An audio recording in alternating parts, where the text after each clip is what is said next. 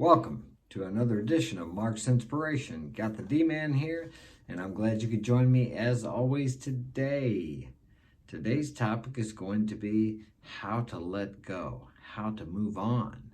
The reason I brought this up is because a friend of mine last night sent me a message and asked me that question. And that's a tough question. I'm telling you, if you really like someone and you've broken up, or you've parted, or went your separate ways, or maybe you want to break up, but you just can't let go. Either way, it's difficult to do because we become attached to people. We call it being attached. It's really hard to spend time with someone, for us as men, to spend time with a woman that we're really attracted to, or that we're in love with, or that we really like, without becoming attached. And that's the key right there, is we need to keep things in perspective. How important is she?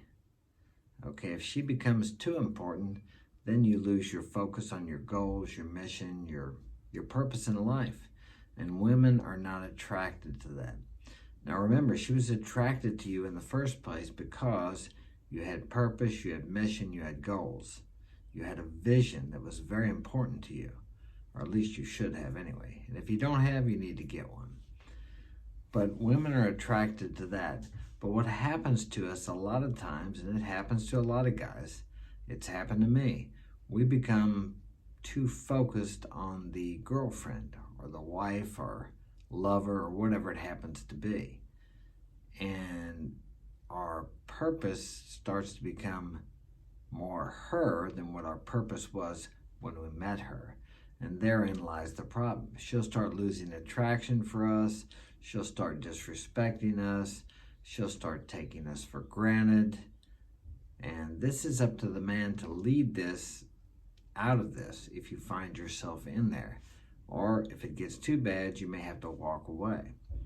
But if you've decided to walk away, or you have walked away from this situation, which you allowed it to get there, first you got to take responsibility for that. It's how you showed up. Well, maybe not so much how you showed up, how you ended up becoming. Because you showed up good, otherwise she wouldn't have liked you. Let's say her interest level in you was like a 9 or a 10 when you met her. And slowly, as time passed, it dropped down to a 7, a 6, a 5, and maybe now it's down to a 4. Maybe you're still with her, but she's like disrespecting you. She doesn't answer your calls. She kind of comes and sees you when she has time to. She just doesn't appreciate you, and you're starting to voice your dislike to her about this, which will get you nowhere. The only thing you can do in that situation, if you're still together with her, is to withdraw your attention. And then when she asks you what the problem is, you can just tell her that you're busy. And to withdraw your attention when you're in the relationship is no different than to withdraw your attention from her when you're out of the relationship. You have to get your mind focused on something else. So whether you're with the woman that you're in love with, or whether you've walked away from the woman you're in love with, or whether she's blown you off and told you that, I love you, but I'm just not in love with you. It's not you, it's me. Yeah, if you've heard one of those numbers of lines that they use, they're like classics, okay? You can, if you like, stay there, hang on, bug her, send her messages, continue to chase her, and if you really try hard at that, her interest level will drop down to a 1 or even a 0. She may even get a restraining order against you. That happens sometimes. But if you want to be a man and walk away with balls in hand, as they say, just step away. No explanation, no anything. I don't care if you've begged, if you've pleaded, if you've continually asked her out and she hasn't gone with you, just cut it off. It's like a drug addict or an alcoholic. You have to just cut it off completely. Because as I said in the beginning of this video, it becomes like an addiction, an obsession.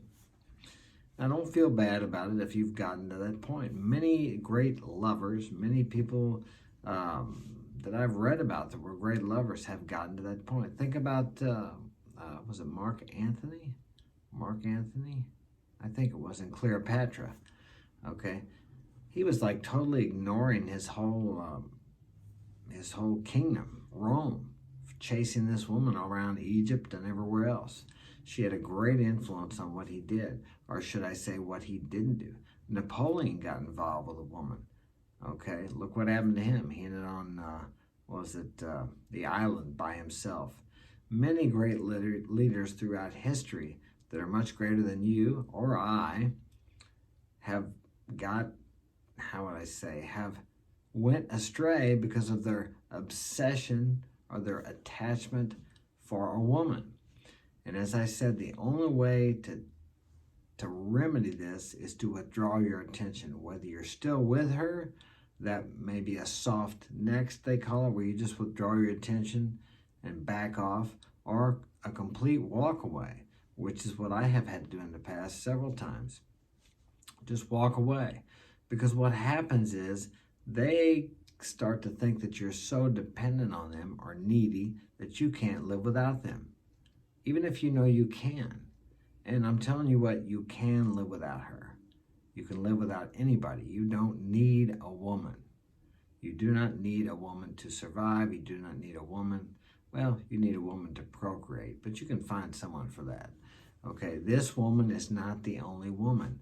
That's what we call one-itis. And I've had that myself, so I'm not judging you or condemning you. I've had the one-itis before. Even if you tell them that you're going to leave them if they don't straighten up, it just never works. You cannot communicate to a woman overtly. You have to communicate covertly with your actions. So what do? You withdraw your attention. As I said, sometimes if it gets bad enough, you have to make a complete withdrawal, which means cutting it off completely. Now, some of you may be in a position where you have to see these people occasionally. That doesn't mean you ignore them. You can just say hi. You just don't have conversations with them. If they start to talk to you, hey, I got to go, I'm busy. And that's the way you do it. You don't have to be rude. You don't have to be ignorant. You don't have to not acknowledge it when they say hi. You just say hi. Your life is good with or without her. That's what you have to keep in mind. But to maintain this state of mind, especially when you're around her, because she will try to, many times, she will try to draw you in. I have never walked away from a woman that has not come back in my life, wanting my attention. Now, even sometimes when you make a complete fool of yourself and chase them and bug the heck out of them, I did that once years ago. And even that girl came back like 2 months later, and I was with her. Okay, we spent the night together, and I would have been better off if I wasn't with her, but that's the way that one went. So that wasn't the last time with her. I was with her again years later, so a couple of times. But the point is, when you withdraw your attention, or you walk away, or both, which it is really both, you show that you are not the weak, needy punk that she thinks you are. And all of a sudden she thinks, boy, this guy does have a pair, doesn't he? Okay, but if you do the complete walk away and you don't work on yourself or change yourself, and she does come back and you want to try to make something work with her because you've realized that you're the one that got weak, you led the relationship to the point where she was disrespecting you. If you have not worked on yourself and gained inner strength, guess what? Nothing changes, nothing changes. You'll be right back into the same mess you were in, heartbroken, hurting, obsessed with her once again. So you have to keep the main thing, whatever that is with you. Whatever your goal is, your vision, your purpose in life, you've got to keep that uppermost in your mind, first and foremost above all. Whether that be whatever it is, whether it be your God, your mission, your purpose, your vision, your goals, keep that ahead of everything. Women should never be the first priority in your life. The last woman I was with, I think she thought she was the first priority in my life because I did put too much focus on her. I was having to do too much of the work in the relationship because she wasn't. Okay, but when it came right down to it, I have a primary purpose. And she tried to pull me off of that, but I didn't allow her to do that. Okay? So, I did walk away from this woman. 6 months later, she contacts me. But you got to walk away. You got to cut it off, just like an alcoholic or a drug addict. You got to go complete abstinence. And you do this not so she'll come back. You do this for yourself. And I'll guarantee you, if you do, your life will become fulfilled. Find something that's bigger than you are, that you desire, that you want, that you aspire to be or to have. And this will get your mind off of her or any other girl, or thinking that you need a woman to complete your life. You do not need a woman to complete your life. You need a woman to procreate, to make offspring, to have children. Yes, this is true. But guess what? There are thousands of beautiful women in the world. And if you're confined to fishing in a small pond, like where I live, this is fishing in a small pond. I live in the Midwest and Missouri, and we have one of the heaviest states in the nation. I'm not attracted to overweight girls. I have overweight girls that are friends of mine and men that are friends of mine that are overweight, so I don't have a problem with that. I'm just not physically attracted to that. I'll make that disclaimer so someone doesn't say I'm fat shaming. But isn't it amazing I can fat shame, but if I say you're too skinny, everybody's okay with that. So it's all how you perceive things. But remember, you got to walk away completely. You just got to cut it off. Take it a day at a time, just like the alcoholic or the drug addict does. And as I said, if you have to work with her or you see her occasionally, be cordial, just don't have conversations with her. It's not being rude. You don't have to talk to her. You owe her nothing. She didn't owe you anything, did she, when she started disrespecting you? When she started treating you like your value was, what, about $50?